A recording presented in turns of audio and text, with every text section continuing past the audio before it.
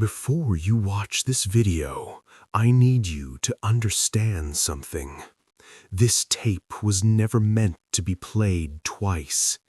Every person who watched it reported the same thing.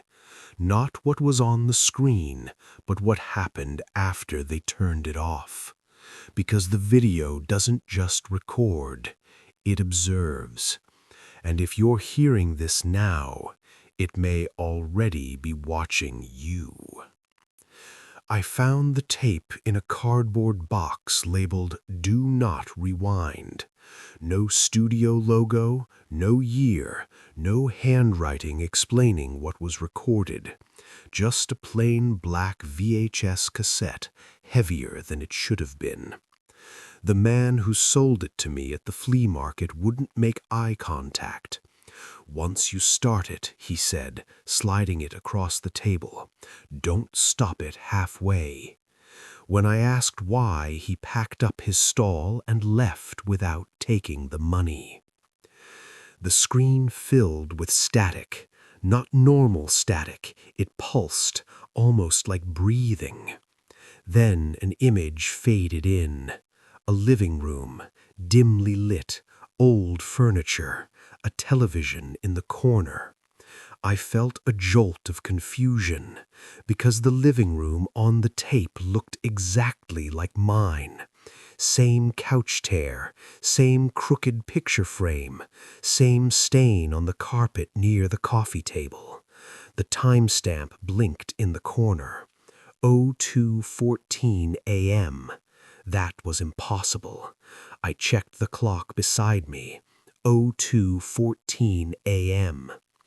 The footage was handheld now, shaky, like someone standing in the hallway. The camera crept forward. Each step matched the soft sound of footsteps behind me. I froze. The tape continued. The camera entered the living room and pointed directly at the couch, at me, sitting there watching the tape. Except the version of me on the screen wasn't blinking. I lifted my hand. On the tape, the figure lifted its hand 3 seconds later. A delay, like the tape wasn't live, but learning. The static hissed louder, whispering beneath the audio. Not words at first, just breaths, slow, patient. The screen cut to black. White text appeared, flickering. "You are watching very quietly." My throat tightened. Another message replaced it. "Do not turn around." I didn't.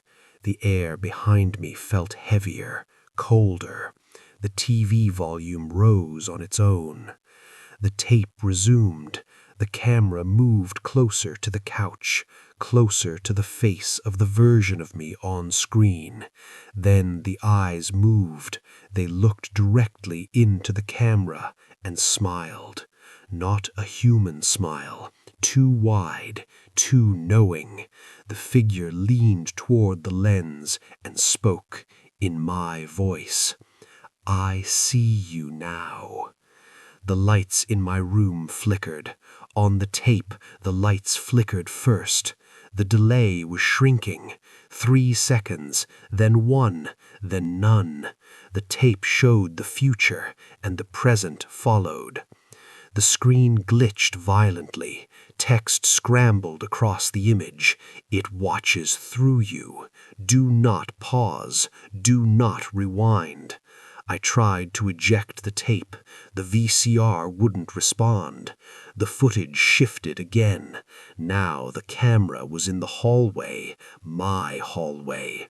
The bedroom door at the end of the hall was open. The camera moved forward. Step, step, step. I felt breath against my neck. The tape entered the bedroom. The camera turned toward the mirror. I wasn't in it, but something else was. Tall, thin, standing just behind where I should be. Its face was smooth, no features, except for two dark holes where eyes should have been. The holes widened, and suddenly I saw myself again, standing behind me, smiling. The tape cut to static. One final message burned onto the screen. Now you record. The VCR stopped. Silence. I didn't move for a long time. When I finally gathered the courage to turn around, nothing was there, but the reflection in the dark TV screen blinked after I did. I tried to destroy the tape.